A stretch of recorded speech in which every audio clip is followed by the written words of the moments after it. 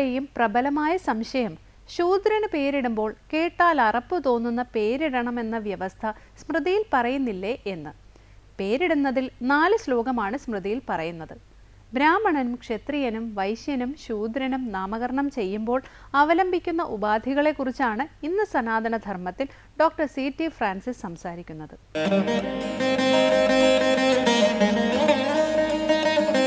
ചാതുർവർണ്ണ്യത്തിൻ്റെ ആ വിഭജനത്തെക്കുറിച്ച് നമ്മൾ കഴിഞ്ഞ ദിവസം ചിന്തിക്കുകയുണ്ടായി. അപ്പോൾ പല ആളുകളുടെയും മനസ്സിൽ വളരെ പ്രബലമായിട്ടുള്ള ഒരു സംശയമുണ്ട്. ശൂദ്രന് പേരിടുമ്പോൾ ജുഗുപ്സാവഹമായ അഥവാ കേട്ടാൽ അറപ്പ് തോന്നുന്ന പേരിടണം എന്നൊരു വ്യവസ്ഥ സ്മൃതികൾ പറയുന്നില്ലേ എന്നാണ് ആ ചോദ്യം. ഇവിടെയാണ് ഞാൻ സംസ്കൃതത്തിലെ പദങ്ങളെ വളരെ ശ്രദ്ധിച്ചു നോക്കേണ്ടതുണ്ട് എന്ന് പറഞ്ഞതിൻ്റെ പ്രസക്തി. ഒരു പക്ഷേ ലോകത്തിലെ തന്നെ ആദ്യത്തെ നിഘണ്ടു നമ്മുടെ വേദങ്ങളുടെ അർത്ഥം പറഞ്ഞിട്ടുള്ള നിരുക്തമായിരിക്കും. വേദാംഗങ്ങളിൽ ഒന്നായിട്ടുള്ള നിരുക്തം. നിരുക്തം എന്ന് പറഞ്ഞാൽ നിർവചിക്കപ്പെട്ടതെന്നാണ് അർത്ഥം. പദങ്ങളുടെ അർത്ഥം നിർവചിച്ചിട്ടുള്ളതാണ് നിരുക്തം.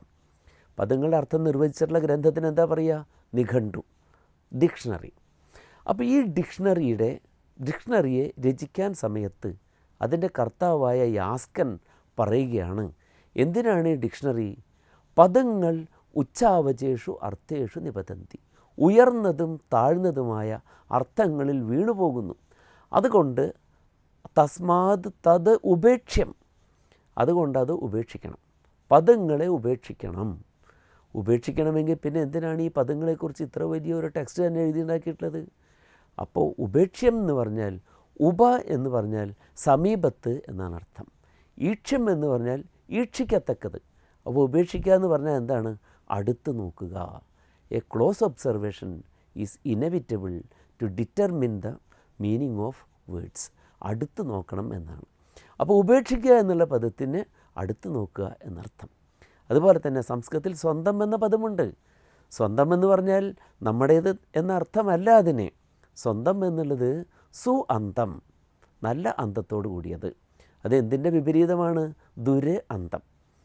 എന്നുള്ളതിന് വിപരീതം ദുര്. സുഗന്ധം ദുർഗന്ധം, സുഗമം ദുർഗമം എന്നൊക്കെ പറയുന്നത് പോലെ. അപ്പോൾ അതുപോലെ സ്വന്തം എന്ന് പറഞ്ഞാൽ ദുരന്തമല്ല എന്നാണ് അതിൻ്റെ അർത്ഥം. ഇങ്ങനെയുള്ള ഒരു അപകടമാണ് ഇവിടെ വന്നിട്ടുള്ളത്. പേരിടുന്നതിനെക്കുറിച്ച് 4 ശ്ലോകങ്ങളാണ് സ്മൃതിയിൽ ഉള്ളത്. ആ സ്മൃതിയിൽ വരുന്ന അതിലെ ആദ്യത്തെ ശ്ലോകം ഇങ്ങനെയാണ്: നാമധേയം ദശമ്യാം വാ ദ്വാദശ്യാം വ അസ്യ കാരയേത് ശുഭേ തിഥൗ മുഹൂർത്തേ വാ നക്ഷത്രേ വാ ഗുണാന്വിതേ. ഇത് എല്ലാവർക്കും ഉള്ള നിയമമാണ്. അത് നാമം എന്നാണ് നാമകരണം ചെയ്യേണ്ടത്. കുട്ടി ജനിച്ച് 10-ാം ദിവസമോ 12-ാം ദിവസമോ അല്ലെങ്കിൽ നിങ്ങളുടെ ആചാരങ്ങളനുസരിച്ചിട്ട് നല്ല നക്ഷത്രം നോക്കിയിട്ടോ നല്ല തിഥി നോക്കിയിട്ടോ നിങ്ങൾ ഇട്ടുകൊള്ളൂ. എല്ലാവർക്കും അതിൽ സ്വാതന്ത്ര്യം പറഞ്ഞിരിക്കുക, ഇഷ്ടം പോലെ അത് ചെയ്യാം എന്ന് പറഞ്ഞിരിക്കുകയാണ്. ഇനി ഇത് എല്ലാവർക്കും ഉള്ള ഒരു വിധിയാണ്. ഇനിയുള്ള 2 വിധികൾ പുരുഷന്മാർക്ക് പേരിടുന്നതായിട്ട് ബന്ധപ്പെട്ടതാണ്. 4-ാമത്തെ ശ്ലോകം സ്ത്രീകൾക്ക് പേരിടുന്നതുമായി ബന്ധപ്പെട്ടിട്ടും. അപ്പോൾ പുരുഷന്മാർക്ക് പേരിടുമ്പോൾ എന്ത് ചെയ്യണം? മംഗല്യം ബ്രാഹ്മണസ്യ സ്യാത് ക്ഷത്രിയസ്യ ബലാന്വിതം വൈശ്യസ്യ ധനസംയുക്തം ശൂദ്രസ്യ തു ജുഗുപ്സിതം. ഇവിടെയാണ് ഈ അപകടം കിടക്കുന്നത്. ബ്രാഹ്മണന് പേരിടുമ്പോൾ അതിൽ മംഗളാർത്ഥകമായിട്ടുള്ള ഒരു ഉപാധി ഉണ്ടാകണം ഈ പേരിനോട് ചേർന്നിട്ട്. ക്ഷത്രിയന് പേരിടുമ്പോൾ ബലത്തെ സൂചിപ്പിക്കുന്ന ഒരു ഉപാധി അതിലുണ്ടാകണം. വൈശ്യന് പേരിടുമ്പോൾ അതിൽ സമൃദ്ധിയെ സൂചിപ്പിക്കുന്ന ഒരു ഉപാധി അതിലുണ്ടാകണം. ഒരു വാല് എന്നൊക്കെ പറയില്ലേ നമ്മൾ, അതുപോലെ ഒരു ഉപാധി അതിനോടുണ്ടാകണം. ശൂദ്രന് പേരിടുമ്പോഴോ അതിൽ ജുഗുപ്സ കാണിക്കുന്ന ഒരു ഉപാധി അതിലുണ്ടാകണം. ഇതെങ്ങനെയാണെന്ന് അടുത്ത ശ്ലോകം കൂടെ പറയുമ്പോൾ സ്പഷ്ടമാകും. അതുകൊണ്ട് നമുക്ക് അടുത്ത ശ്ലോകത്തിലേക്ക് പോകാം. ശർമ്മവത് ബ്രാഹ്മണസ്യ സ്യാത്. ബ്രാഹ്മണന് മംഗളദ്യോതകമായൊരു ഉപാധി ശർമ്മ. ശർമ്മ എന്ന് പറഞ്ഞാൽ എന്താ അർത്ഥം? സുഖം എന്നാണ് അർത്ഥം. അപ്പോൾ ബ്രാഹ്മണൻ എപ്പോഴും സന്തുഷ്ടനായിരിക്കണം. ഒരിക്കലും ബ്രാഹ്മണൻ അസന്തുഷ്ടനാകാൻ പാടില്ല. അസന്തുഷ്ടോ ദ്വിജോ നഷ്ട സന്തുഷ്ടശ്ച മഹീപതി എന്നാണ്. ബ്രാഹ്മണൻ ഒരിക്കലും അസന്തുഷ്ടനാകാൻ പാടില്ല. രാജാവ് സന്തുഷ്ടനുമാകാൻ പാടില്ല. അതുകൊണ്ട് രാജാവ് ഒരിക്കലും സംപ്രീതനാവില്ല. രാജാവ് ചിരിക്കില്ലല്ലോ. രാജാവ് അട്ടഹസിക്കുകയുള്ളൂ, ചിരിക്കില്ല. അസംതൃപ്തനാണ്. അപ്പോൾ അതിൽ സംതൃപ്തനാണെന്ന് കാണിക്കാൻ ശുഭം ദ്യോതിപ്പിക്കുന്ന ശർമ്മ എന്ന് പേരിടുക. അപ്പം നാരായണൻ എന്നൊരു ബ്രാഹ്മണന് പേരിട്ട നാരായണ ശർമ്മ എന്നാണ് പറയുക. ക്ഷത്രിയന് പേരിടുമ്പോൾ അതിൽ വർമ്മ. വർമ്മ എന്ന് പറഞ്ഞാൽ എന്താണ്?